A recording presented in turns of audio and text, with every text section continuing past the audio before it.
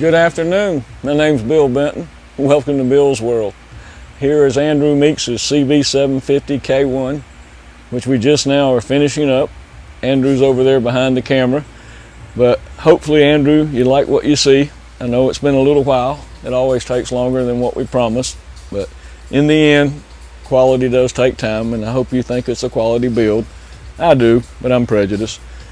But we just got through putting on some braided oil lines. As you can see, it really cleaned it up well. I was looking for the dirty ones here. I don't know where they're at right now, but that was one of the last things on the bike that needed to be changed. We also just finished putting on a little bit of chrome. It has a lot of Brown's chrome plating from the old days on there. As people from back in the day know, Brown's was the #1 plater in the business. And then they went and started doing all the Harley Davidson plating, and then they quit doing it for the individuals and for the small shops. And they were the big guy for a long time, but then the monopoly didn't work, and that's how monopolies do. And the next thing you know, Brown's went out of business. But you can see the quality of their chrome. These little clamps are Brown's chrome plating. This little guy here is Brown's chrome plating. We're going to probably put this shifter on, but you know the shifter from Honda doesn't come like that. You can see the difference in it readily. So we've got lots of little stuff from Brown's on there. And the paint is an old retro paint job from Grant out of North Carolina. Grant, you did a really good job. A lot of people like the paint. We put on a little chrome fender and tail piece or tail light that Andrew wanted. It came off a Yamaha XS650, I believe. It's got progressive rear shocks on it. It's got ceramic bearings in the wheels, front and rear. Actually, micro blue ceramic bearings. You can look them up online. They're a little special. It's got our gold DID rims on it, front and rear. The front is a 215 by 19, and the rear is a 250 by 18, which is both a little bit bigger than the stock standard OEM size. They were also gold anodized. We have stainless steel spokes on there, which are heavy duty.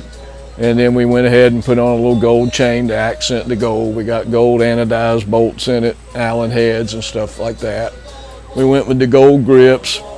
It's got new cables, OEM.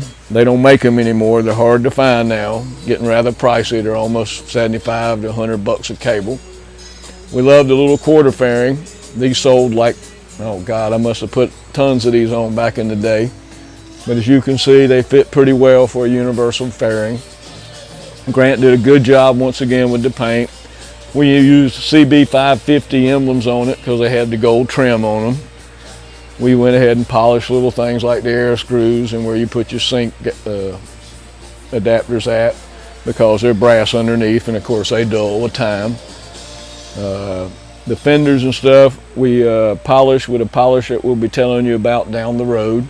Most of the polishing on here was used to do with some Griot stuff, which I like their Best of Show car wax. It's used in Pebble Beach, and as you can see, or as I was telling you, in Pebble Beach they use the best products they can get. Cost is not an issue, and so I found Griots to make some of the best products out there. But there's a chrome polish, like I said, that I want to tell you about down the road. But the luster that you see on this chrome came from the one I was just talking about, which will remain nameless at this time. We ended up putting on the smoke windshield instead of the clear one that came on it. It's got a little small tachometer. It's got the little chrome covers on the gauges. We went with the 400F handlebars from 1975, the first year. The set handlebars were lower, the 76 model. They went ahead and raised them up, so this is the only year, and they're drilled so the wires run through the handlebars. It's a much cleaner setup, a little bit harder to work on and put in. You have to be careful because sometimes you can get the insulation and run into a problem.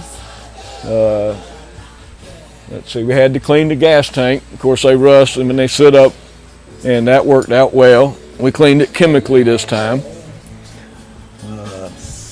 My buddy spent, God, I don't know how many hours, but there's a lot of man hours into cleaning it. Andrew's got before and after pictures, which we'll be posting on the website. So if you guys want to come on the website, it's www.bentonracing.com.